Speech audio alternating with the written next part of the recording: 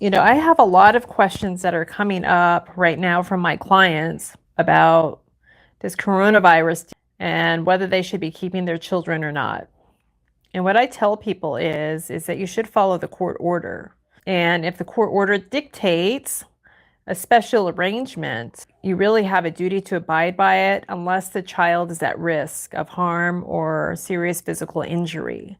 If you don't abide by it, by whatever the court order is, then it's at your peril. The court could ultimately say that you're using the situation, the coronavirus situation, to gain an unfair advantage. So you really have to evaluate whether your child is at risk, and if so, how, and you have to be able to articulate. And if your child is at risk, then what I would tell my client is that then you need to go to court and you need to ask for the court's permission to modify the current parenting time plan. And if the child is at extreme risk, like I said, risk of death or harm, serious harm, then you need to probably, depending on the rules in your jurisdiction, file for an emergency request to modify parenting time. But if you don't follow the court orders, there's some judges who really take that personally. And you go in and you tell the child or the judge, but my child, is in harm's way. Then the judge's next words to you are going to be, well, why didn't you file a motion to modify it? And I'm not trying to come down on anybody, but I'm just saying, like, if you don't follow the court orders, then there could be consequences, and they may not be great consequences for you. So if there's not court orders, then that is a different story.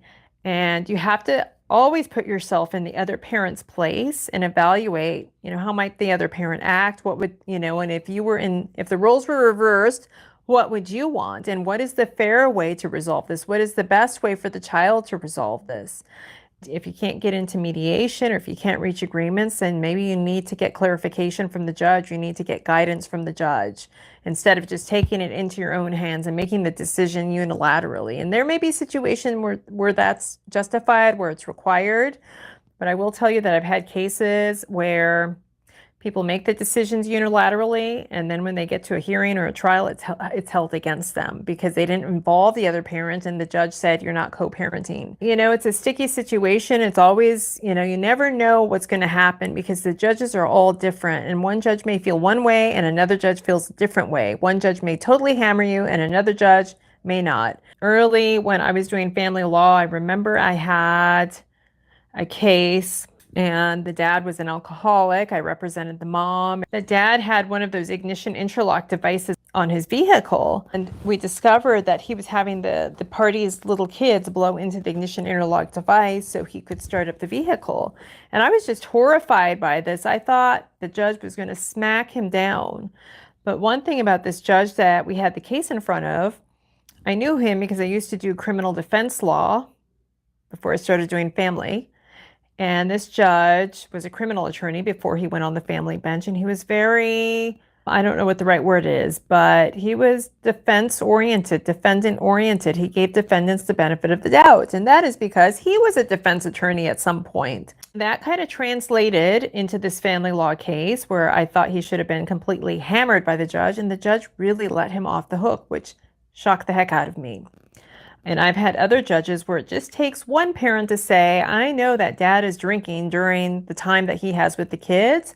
There's one judge I'm thinking of in particular in the past where then he made a parent in a case test immediately before he got the kids and immediately after he got the kids. And if there was any alcohol in his system, then the guy was going to get no parenting time with the kids. So this judge, was completely different than the one who let another guy get away with having the kids blow in the ignition interlock device.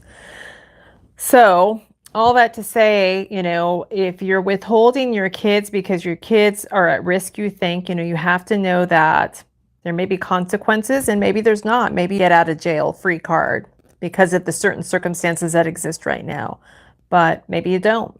And are you willing to live with the consequences if you take that risk? And if you are, then that's fine. Think about whether it might be worth getting in front of the judge, asking for an accelerated hearing, asking for emergency orders. That way you can say that you tried to resolve it before taking it into your own hands. It's hard, guys. I mean, I know it's really hard to make a decision, especially when you feel frantic, especially when maybe your kid does have some sort of immune condition and you're really worried that they could get this, that they could expose other people, that they could be really sick. I understand that you're panicky and frantic and you don't want to wait for anybody. I get it. I get it's a hard decision to make. You just have to know that for every action that you take, that there is going to be some sort of reaction from somebody, not just your ex, but also the court. And that may not be in your favor, or it could be. If you have doctor's reports or you have doctor's orders, then in my opinion, that's something that is really in your favor, but you need to take it to a judge instead of taking the law into your own hands. I'm worried about a lockdown during the coronavirus. My ex and I have joint custody and a 223 schedule for a child who's only 14 months old. If there is a lockdown, can I insist on the child being with me if we're not allowed to transport him back and forth? I don't know. I can't advise. I mean, I can't advise on anything because I don't know enough.